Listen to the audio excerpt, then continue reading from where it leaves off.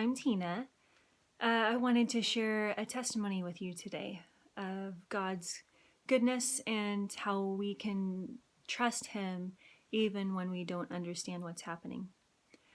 This last week, I was scheduled to go out of state for a speaking engagement to speak at a women's conference. And about 2 weeks before I was to head out of town, my grandma went in the hospital, and she's been in and out of the hospital with bowel blockages, and usually it takes a few days and it's cleared up and she's back out. Well, this time it wasn't clearing up, and so we were, in and out visiting her, and the time was coming near for me to go, and she wasn't any better yet. And so last Saturday evening, today's Monday. So not this Saturday, but the Saturday before that, we were heading home from a dinner, my husband and I felt that I needed to stop. And so I said, honey, can we stop? And he says, of course, you just go up to her hospital room. I'll wait here, take your time. So I went up, and I was under the impression, I thought I was going up to pray for her. And to pray God's peace over her, as well as that the bowel blockage would move through. So I went up, I did pray for her, and I also had opportunity to pray for the gal that was in the room with her as well. But then I went back to Grandma, and we just had this moment, and it was really sweet. And she just put her little hands on my face and drew me in. And she said, honey, you're so precious to me, and I love you. And I was able to tell her the same thing. And so we just had this really special moments to tell each other how much we meant to each other. And so I kissed her, and we left. I left and went down, and we left. My husband and I left together. And so then after that, the next day, actually, she was unable to communicate on that level. She was still able to communicate a little bit, but not like she was able to that night that I went in. And then the following day, it was just worse, and she just kept getting worse. And so I went to visit her before I left, and then I left to go out of state. And while I really was struggling being away, because I wanted to be with her when she passed, when she died, and so it was hard for me. But I knew that it was the Lord's will for me to go and to be at this seminar. So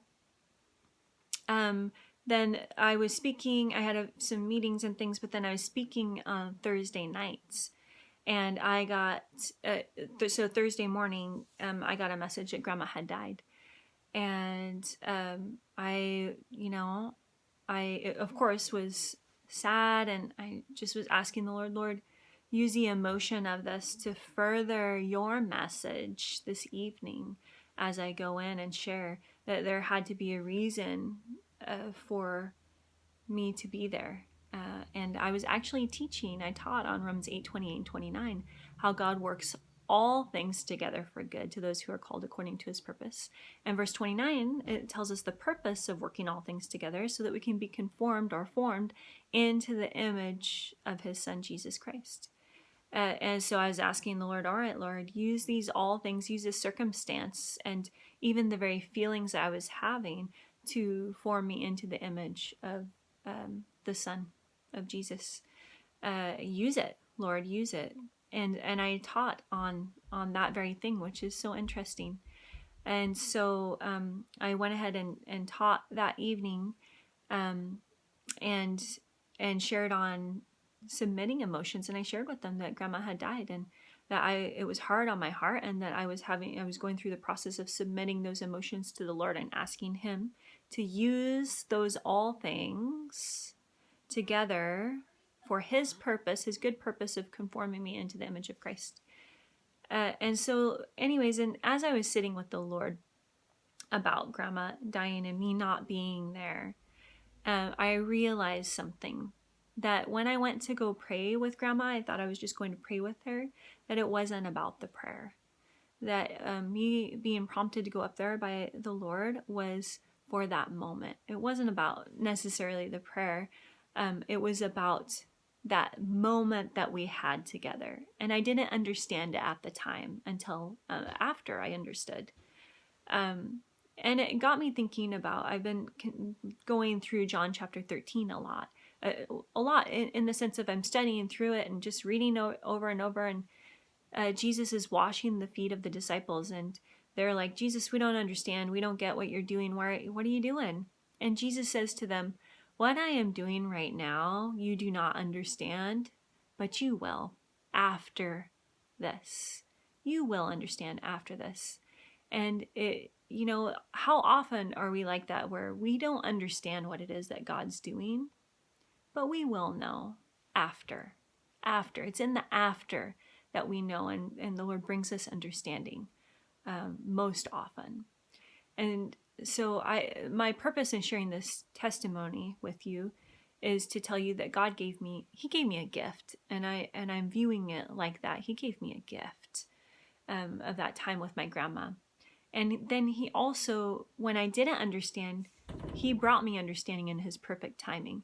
And I want to encourage you today is that if you're going through something that you don't understand, remember the words of Jesus to the disciples, that what God is doing right now, you might not understand, but you will know after this.